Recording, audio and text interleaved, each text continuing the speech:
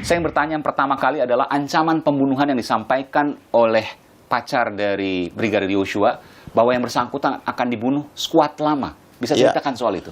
Jadi di bulan Juni 2022, baru berarti, sekira di akhir ya, atau sekitar seminggu sebelum pembunuhan itu, dia curhat kepada kekasihnya bahwa dia akan pergi meninggalkan kekasihnya. Awalnya kekasihnya ini mengira bercanda, tetapi karena dia nangis-nangis menyampaikannya, bahkan dia sudah pamitan, memohon maaf atas segala kekilapan atau dosa yang dia perbuat, kemudian berpesan supaya mencari laki-laki sebagai pengganti dia. Maka kekasihnya itu bilang, yang sakitnya kau bang, kan gitu. Dikiranya Brigadir Joshua ini sakit. Nah, lalu dia bilang bukan, tidak sakit, kan gitu. Nah, kemudian setelah dijelaskan bahwa dia diancam akan dibunuh oleh skuad-skuad lama ini, yang bertanya awal itu adalah kekasihnya, skuad lama atau skuad baru. Di antara mereka ini sudah paham yang mana itu skuad lama, yang mana skuad baru. Maksudnya apa skuad lama, skuad baru? Ajudan itu. Oh, sesama ajudan? Ah. Salah apa dia sehingga dia mau diancam dibunuh oleh sesama karena ajudan? Dia berprestasi dan disayang oleh komandan Irjen Sambo? Iya, termasuk oleh bapak dan ibu. Mana buktinya dia disayang? Pada tanggal 1 Juli 2022, Ibu Putri memanggil adiknya. Adiknya ini kan polisi juga. Iya. Dinas di Yanma Mabes Polri. Betul. Dipanggil dia ke rumahnya di daerah apa itu yang tempat pembantaian itu. Dia diberi dompet merek Pedro. Dia diberi uang 5 juta. Dan uang 5 jutanya pun masih tersimpan sampai sekarang. Ya.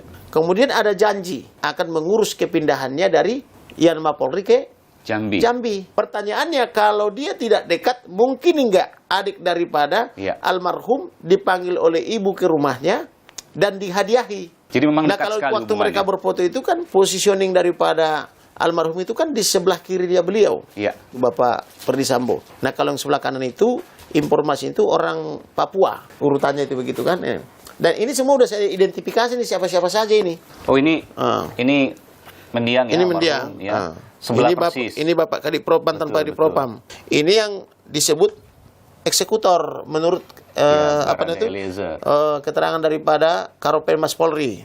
Skuad ini 4 skuad di kanan, 4 skuad di kiri. Betul. Nah, dia di sebelah kirinya Bapak ini. Tapi kan kalau ini belum tentu menunjukkan kedekatan dong, Bang. Karena kan sesuai dengan pangkat misalnya. Yang paling dekat, yang paling tinggi. Ini sudah saya identifikasi semua pangkat-pangkatnya. Berikut nama-namanya.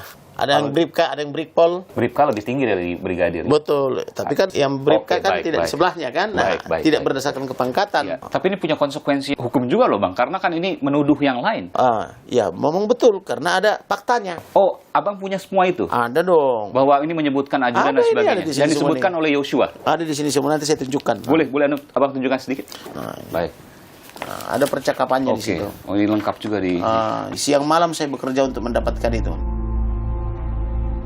Nah, ini dia waktu dia curhat dan menangis ini. Ini satu bendel nih. Ini yang Juni ya, Bang ya? 21 Juni. Iya, yang dia menangis itu. Oke, udah banyak juga foto-foto ternyata. Iya. Saya perlihatkan fotonya saja, Bang. Oke, iya. Ini, saudara. Dia ini pria, anggota Brimob, polisi. Menangis seperti ini. Kira-kira ada apa? Ini sampai kekasihnya juga menangis juga mendengarkan curahan hatinya. Pengancaman ini berlanjut lagi ke tanggal 7 Juli 2022. Dia dibantai 8 Juli. Oh, jadi yang foto ini ancaman dibunuh. Ini Juni akhir. Berulang lagi. 7 Juli dia menyampaikan lagi ke pacarnya, ke Vera Simanjuntak bahwa akan dibunuh. Akan dibunuh dia. Artinya 1 hari sebelum dia meninggal.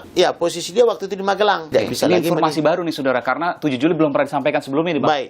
Apabila naik ke atas, dia akan dibunuh atau dibantai. Maksudnya ke atas? Inilah yang saya kasih kepada jenderal itu dari Baris Krim Polri. Tolong telusuri apa makna daripada di atas ini. Masih misteri. Apakah naik dari lantai 1 ke lantai 2 kah maksudnya? Ataukah ada isu yang lagi berkembang kah?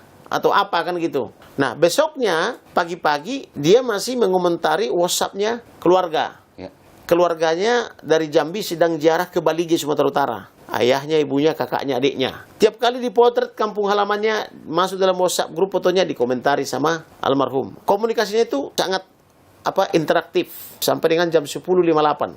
Setelah jam 10-an ini dia izin bergeser ke Jakarta mengawal ibu dan rombongannya. Nah, dia bilang perkiraan sampai 7 jam.